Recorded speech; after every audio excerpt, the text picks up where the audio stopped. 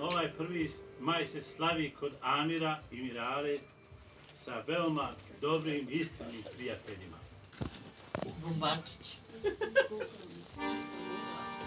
Ja bi želio da mnogo majeva ovako proslavimo, malo kod Emina, malo kod Razpa, malo kod Fikreta i malo kod mene, brate. Hvala na poziv, važi sve. U ime toga živjeli, hvala vam puno. Živjeli.